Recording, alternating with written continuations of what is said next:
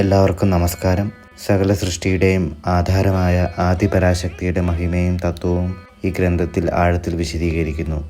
ഈ ആരംഭ ശ്ലോകങ്ങൾ ദൈവസ്മരണയുടെ മഹത്വവും ജ്ഞാനത്തിൻ്റെ ആവശ്യകതയും നമ്മെ പഠിപ്പിക്കുന്നു.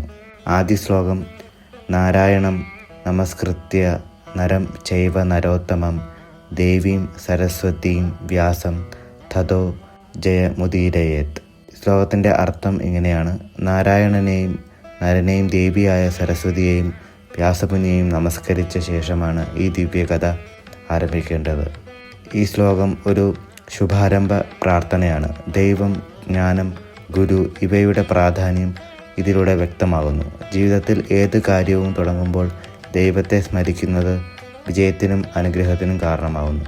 രണ്ടാം ശ്ലോകം: സർവചൈതന്യരൂപാം താം ആദ്യം വിദ്യാം ച ധീമഹി ബുദ്ധിം യാന പ്രചോദയാത്.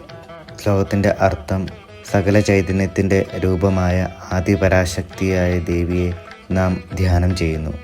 ദേവി നമ്മുടെ ബുദ്ധിയെ ശരിയായ വഴിയിലേക്ക് നയിക്കട്ടെ. ദേവി സകല ചൈതന്യത്തിൻ്റെയും ആധാരമാണ്.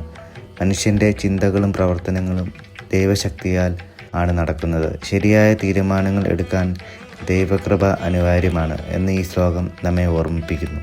ഇതൊരു പ്രാർത്ഥന മാത്രമല്ല, ആത്മീയമായ മാർഗനിർദ്ദേശവുമാണ്. മൂന്നാം ശ്ലോകം: യയാ ജഗത് സൃഷ്ടമിതം യയാ പാല്യത്തെ അഖിലം യസ്യാം വിലീയത്തെ സർവം താം ദേവീം പ്രണമാമ്യഹം.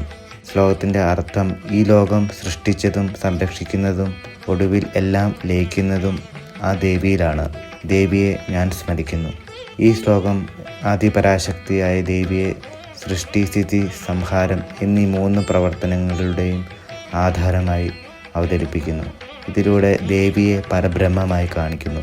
അതായത് ഈ ലോകത്തിലെ എല്ലാറ്റിൻ്റെയും ആരംഭവും അവസാനവും ദേവിയിലാണ്.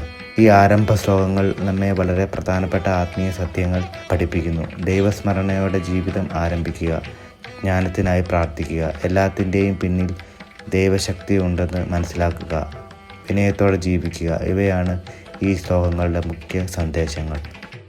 അടുത്ത ഭാഗത്തിൽ വീണ്ടും കാണാം. നന്ദി, നമസ്കാരം.